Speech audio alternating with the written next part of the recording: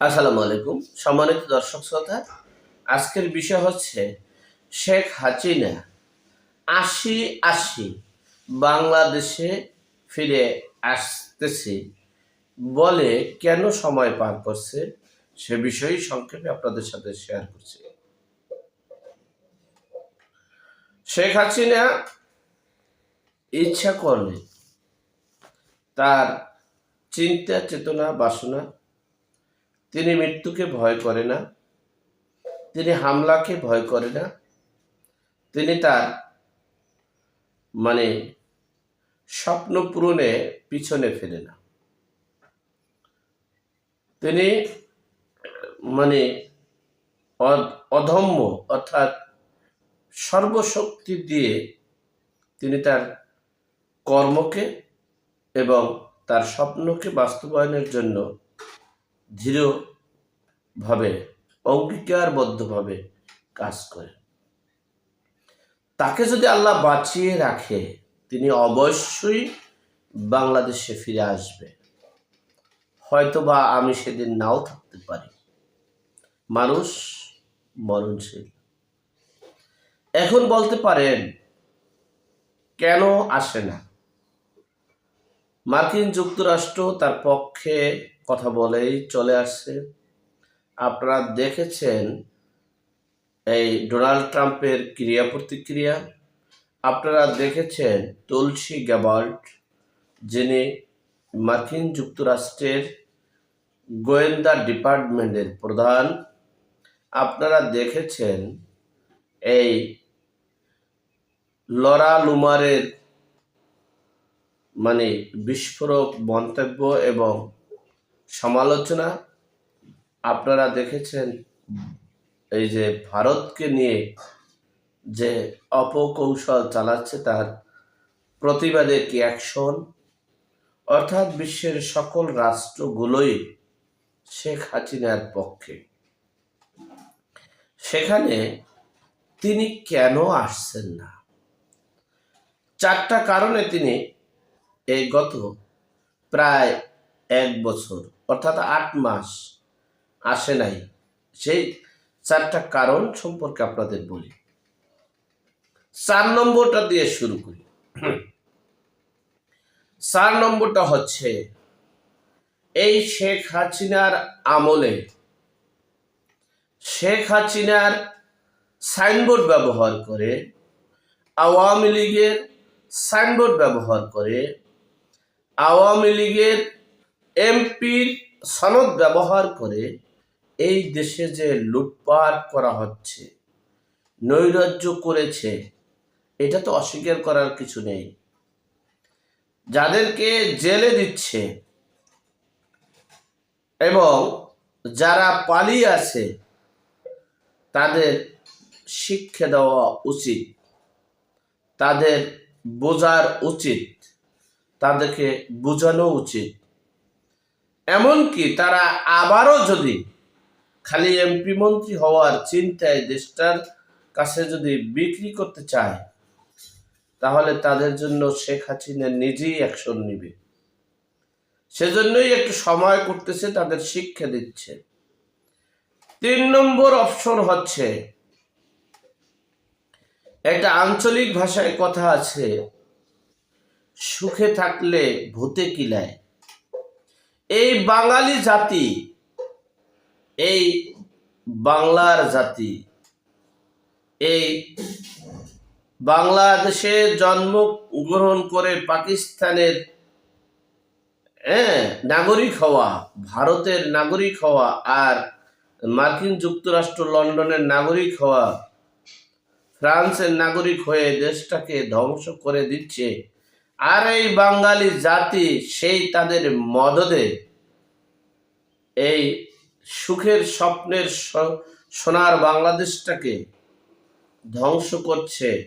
হাসিনা খারাপ, হাসিনার পতন চাই। হাসিনাকে 21 বার মারার জন্য, হাসিনার পরিবার সহ তাকে মারার জন্য অনেক চেষ্টায় বাঙালি বিকৃত মস্তিষ্কের মানুষরা করছে। তারা একটু হারে হারে টের পাক, তারা একটু বুঝতে পারুক যে সুখে থাকলে কিভাবে মানুষের ভূতে কিলায়। 2 নম্বর অপশন হচ্ছে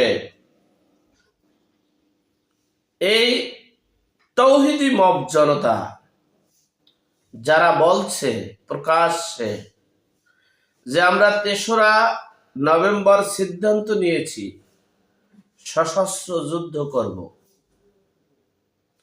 যারা বলেছে যে আমরা 3রা জানুয়ারি 3রা নভেম্বর সিদ্ধান্ত নিয়েছি, শুধু এতটুকু খালি বলার অপেক্ষা রাখছে সশস্ত্র যুদ্ধ করে হাসিনার সপরিবারকে মাটির সাথে মিশিয়ে দেব।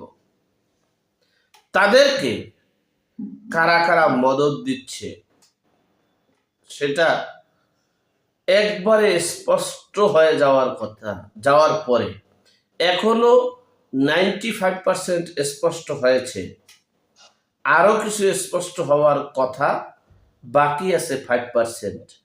সেই 5% স্পষ্ট হওয়ার পর যে স্নাইপার অস্ত্র লন্ডন থেকে এসেছে বা লন্ডনের সহযোগিতায়, লন্ডন এবং ফ্রান্সের সহযোগিতায় এসেছে, সেটা প্রমাণিত তার কাছে, আওয়ামী লীগের নেতাকর্মীর কাছে এবং বিপদগামী সেনাবাহিনী সহ যৌথ বাহিনীদের কাছে, কিন্তু জনগণের কাছে তো সেটা প্রকাশ এখনো পায়নি। সেটা পরিপূর্ণ প্রকাশ পাওয়ার পর শেখ হাসিনার আসার আগমনের কার্যক্রম শুরু করবে। সকল প্রস্তুতি কমপ্লিট। তিনি কিভাবে আসবেন, কেমনে আসবেন, কিভাবে দল চালাবেন, কাকে সাধারণ সম্পাদক করবেন, কিভাবে কমিটি করবেন, সবকিছু শেখ হাসিনা কমপ্লিট করে রেখেছে, খালি সময়ের ব্যবধান মাত্র। এরপরে 1 নম্বরে যেটা আছে সেটা হলো এই বাংলাদেশের দেশকে রক্ষাকারী, দেশের স্বাধীনতা সার্বভৌমত্ব রক্ষাকারী আইন শৃঙ্খলা বাহিনী, তারা যে এই সুখী সমৃদ্ধ স্বপ্নের না বাস্তবের সোনার বাংলাকে স্বার্থের জন্য, একটু ক্ষমতার জন্য, একটু পদের জন্য যারা লুটপাট করেছে, দেশটাকে বিক্রি করেছে, তারা অনুশোচনা করুক আরো। এরপরে তারা যখন তাদের সবকিছু মনোবল, শক্তি, অনুশোচনা দুর্বল হয়ে যাবে, তখনই কিন্তু প্রতিপক্ষের সবল হওয়ার সম্ভাবনা বেশি থাকবে। বিদেয়ী এই দেশের এই জনগণ কিছু হচ্ছে সহজ সরল জনগণ, আর কিছু হচ্ছে বিকৃত মস্তিষ্কের জনগণ। এই বিকৃত মস্তিষ্কের জনগণরা 21শে আগস্ট গ্রেনেড হামলা করেছে, যেখানে আওয়ামী লীগের সকল নেতাকর্মী শেষ করার জন্য। এই বিকৃত মস্তিষ্কের জনগণরা একসাথে 64টা জেলায় বোমা ফুটিয়েছে। এই বিকৃত মস্তিষ্কের জনগণরা শেখ হাসিনা সহ আওয়ামী লীগের সকল নেতাকর্মীদেরকে 21 বার হত্যার চেষ্টা করেছে। সেই জন্যই শেখ হাসিনা এই বাংলার আসতে একটু সময় করছে, যে জনগণ বুঝতে পারুক, বুঝুক।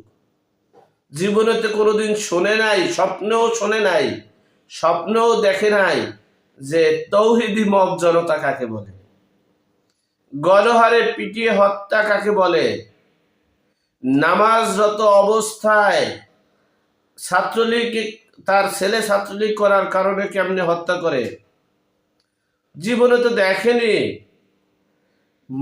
মেরে এই অসুস্থ করার পর তার ক্ষুধা লাগার কারণে তাকে ভাত খাওয়াইয়া এরপরে তাকে হত্যা করা হয়েছে, এটা তো জীবনে কোনোদিন দেখেনি। 1971 সালের 25 মার্চ কালো রাত দেখেছে, কিন্তু এইগুলো দেখেনি। বর্বরতা দেখেছে, কিন্তু এগুলো দেখেনি।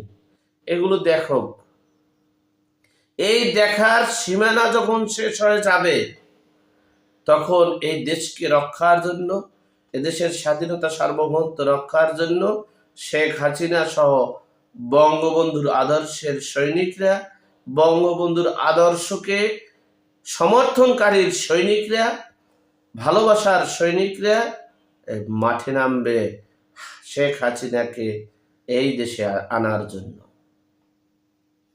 সুতরাং সেজন্যই একটু অপেক্ষা করছে। অপেক্ষার ফল, একটু ধৈর্যের ফল একটু মিষ্টি হয়, কিন্তু অনেক অপেক্ষা করা অনেক কষ্টকর জিনিস, এটা আমরা সবাই বুঝি।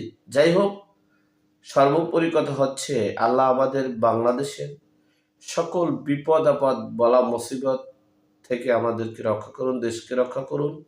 আর যারা বিপদ আপদ তৈরি করতেছে, আল্লাহ তাদেরকে ধ্বংস করুক, না হলে তাদেরকে হেদায়েত নসিব করুক। এই প্রত্যাশা রেখে আজকের মতো এখানেই শেষ করলাম। ভালো থাকবেন, সুস্থ থাকবেন। আসসালামু আলাইকুম।